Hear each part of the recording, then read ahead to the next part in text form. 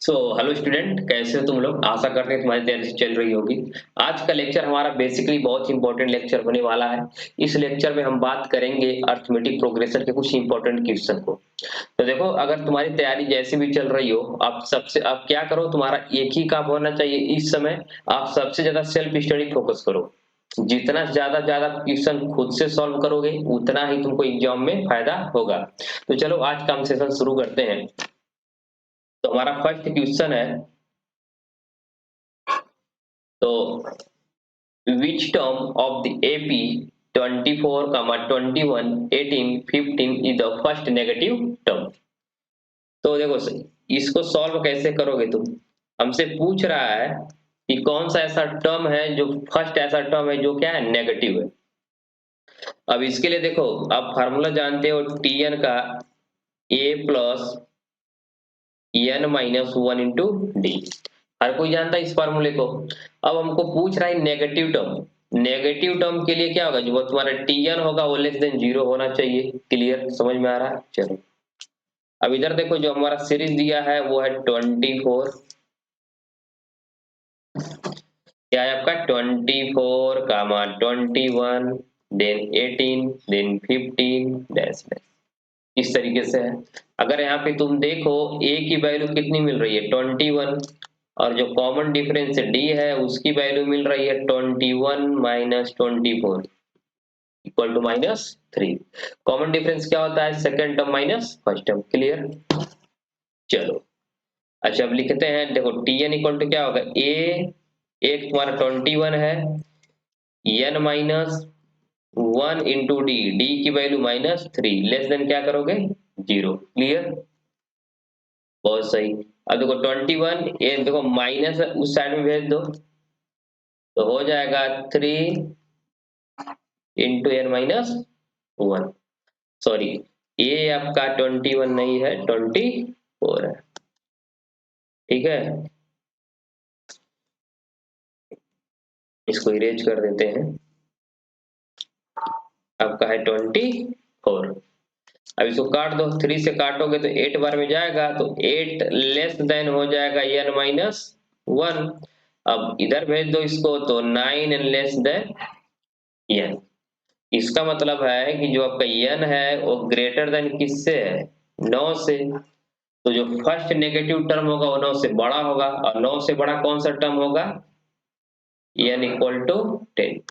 तो जो n equal to 10 है, यही आपका क्या है, first negative term. First negative term, first negative term कौन सा मिलेगा, n इक्वल टू 10 पर। क्लियर, आगे बढ़े। चलो क्वेश्चन है, find the middle term of the AP. अब मिडिल टर्म निकालना इसमें। देखो, आपको बताना है मिडिल टर्म। तो मिडिल टर्म के लिए तुमको सबसे पहले क्या मालूम होना चाहिए, टोटल नंबर ऑफ टर्म। ठीक है, तो चलो पहले हम निकाल लेते हैं। अच्छा इधर देखो, a की वैल्यू कितनी दे रही है दोस्तों, 213। अच्छा लास्ट टर्म है कितना, लास्ट टर्म है 37। और यही जो लास्ट टर्म है इसी को हम क्या बोलते हैं, Tn बोलते हैं। क्लियर। अब कॉमन डिफरेंस इसका निकाल लो, d निकाल लो, 205 माइनस 213 आएगा -8। हमेशा कॉमन डिफरेंस क्या होगा, second term minus first term. चलो तो अभी हम इसको लिखते हैं, Tn इक्वल टू a कितना है 213 प्लस n हमको फाइंड करना है n minus one into D कितना है -8 इक्वल टू कितना होगा, देखो लास्ट टर्म तुम्हारा Tn है कितना, 37। तो इसको लिखो आप 213 -8 into n minus one equal to 37। Clear. 37 को इधर भेज दो तो हो जाएगा 213 minus 37 equal to 8 into n minus one. अब देखो इसको घटा दो, 13 में से 7 जाएगा 6, इधर बचेगा कितना तुम्हारा, 10 से 3 घटा दो, बचेगा आपका 7, 176। ठीक है।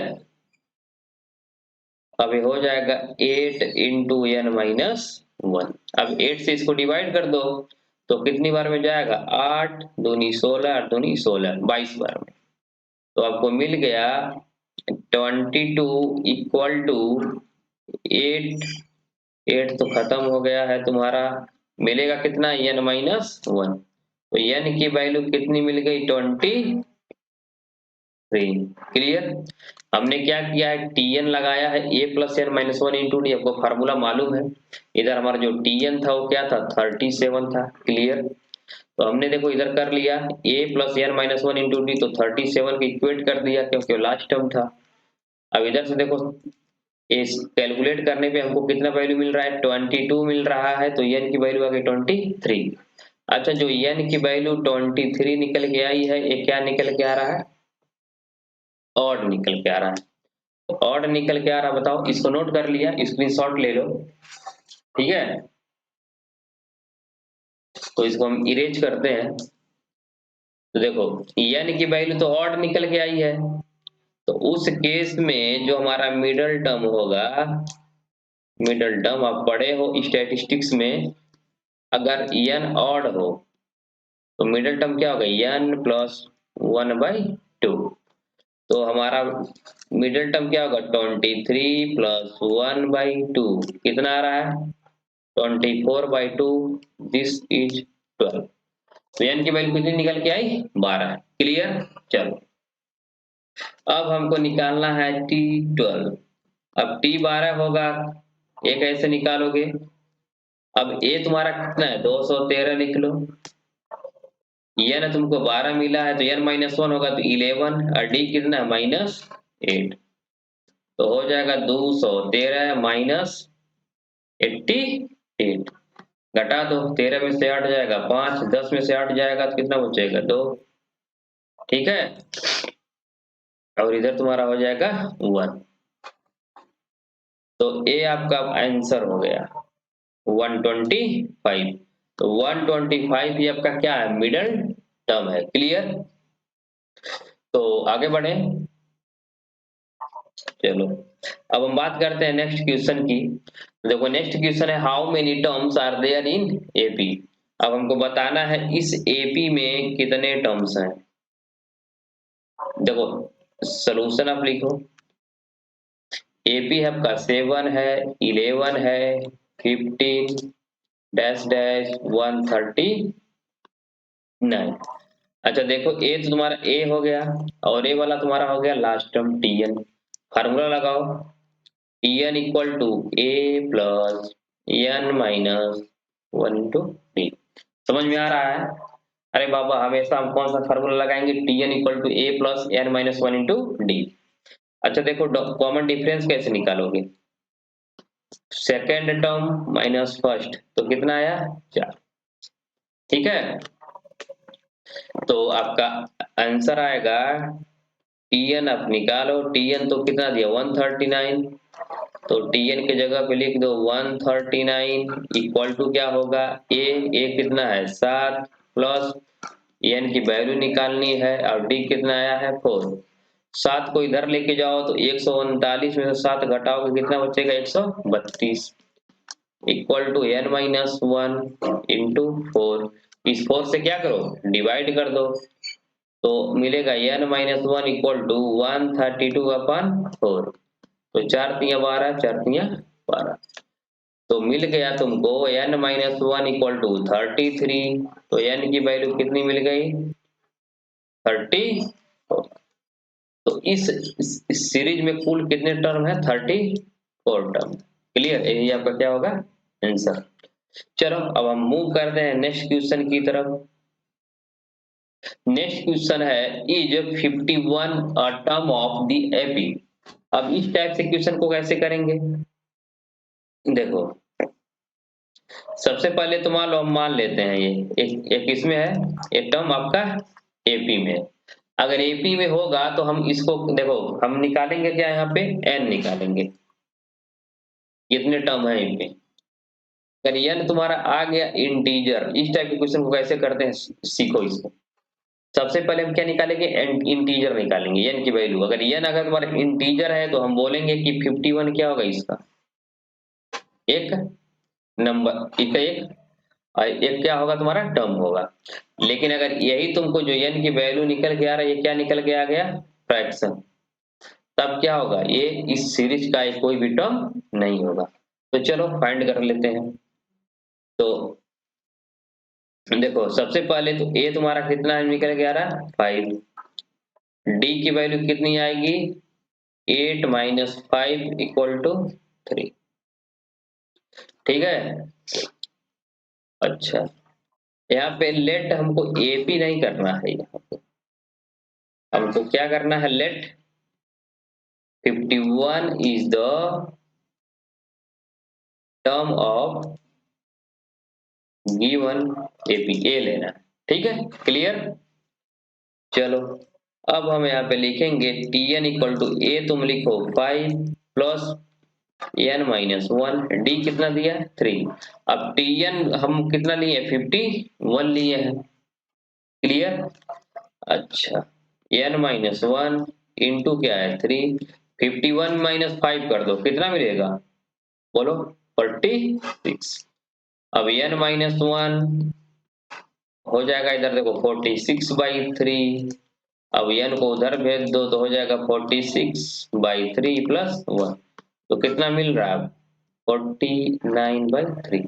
अब देखो नंबर क्या निकल के आ रहा है, फ्रैक्शन निकल के आ रहा है।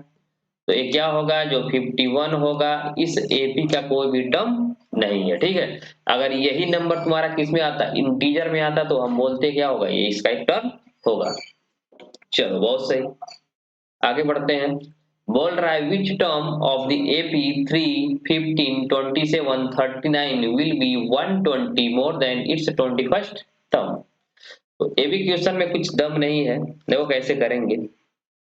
देखो सबसे पहले तो आप निकाल लो T21, ठीक है, तो T21 निकालो। अब T21 निकालने के लिए आपको फार्मूला लिखना होगा A प्लस 20D, यही होगा, क्योंकि n माइनस 1 करते हैं तो 21 में से घटाओ कितना बचेगा, 20 बचेगा।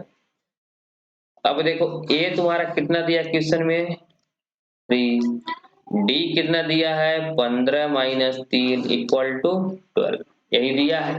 तो T21 कितना हो जाएगा, A लिखो 3, देखो इधर 20 इंटू क्या लिखोगे, 12, तो कितना होगा, 12 दूनी 24, 240 इक्वल टू आ गया 243।